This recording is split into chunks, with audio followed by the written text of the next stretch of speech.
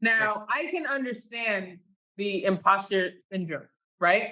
And I'm here to tell you, most likely, it's not going to go away, right? I know, right? So let's speak that plainly, right? So that we can get it out of the way, right? There will always be a space in which you walk into that you feel like, oh, I don't know if I measure up. I don't know if this, I don't know if that, right? And those are the times where you reach for your tools to remind yourself that you do belong in these spaces, that you do show up. The only way to get out of the feeling of an imposter is to do, right? You are never, ever, ever going to not feel like an imposter if you don't put yourself out in the world. It's super scary to put yourself out if you already feel like you don't belong, right? And it sounds crazy to say that's the only way over it, but it is. Because if you keep just sitting in course and course and course and course and keep digesting information without doing, how do you get over being the imposter? It's not about all knowledge. It's about showing. It's about being in the arena. It's about being out there. And sometimes, yes, sometimes you are going to fail, but it's about failing forward. It's about learning from those mistakes. It's about saying, oh, I'm going to do that a little bit different.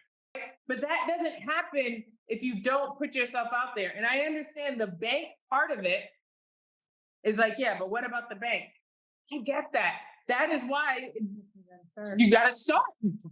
I mean, right? these things are all connected. Like you got to start. It doesn't like the bank isn't going to fill up with, just keep reading. You got to put that into action. You got to put it into practice, right?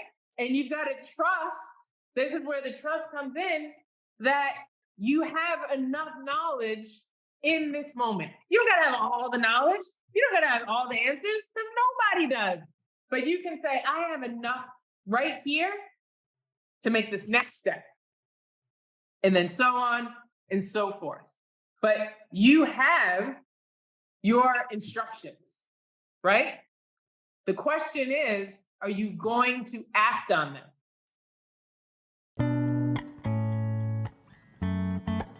Here's my answer to that.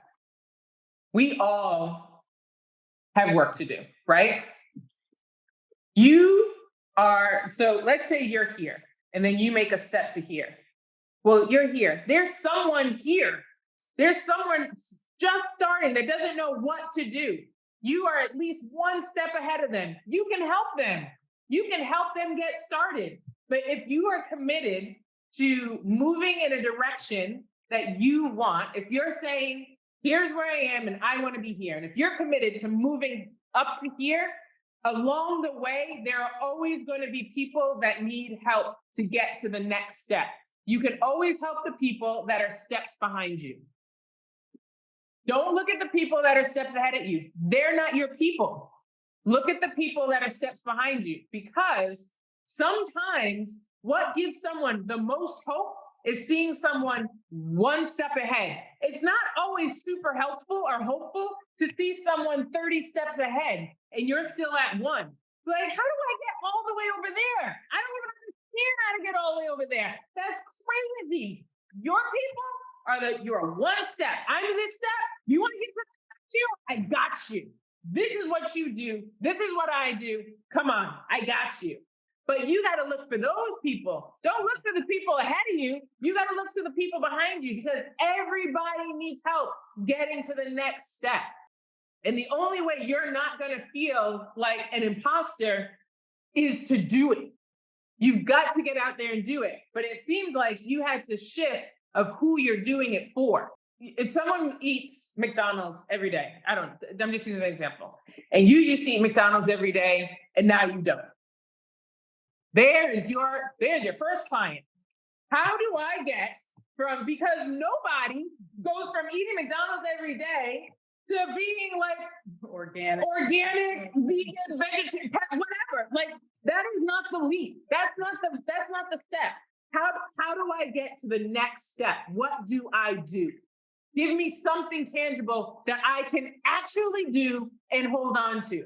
But you're one step ahead. You're like, I know, and you know exactly what that feels like. You know exactly where they are. You can empathize, you can understand, but you're not gonna sit there with them and let them stay and stew in their pain and just keep doing what they don't want to do because you're a step ahead. You have that foresight that you're like, I know what that feels like. I know when you got this craving and that's all you can think about and you want to go and have it. I got you. I know what you need. Those are your people. And that's going to keep you to keep moving on your next step and your next step and your next step. And then there's going to be someone that's coming behind you that's going to need your help.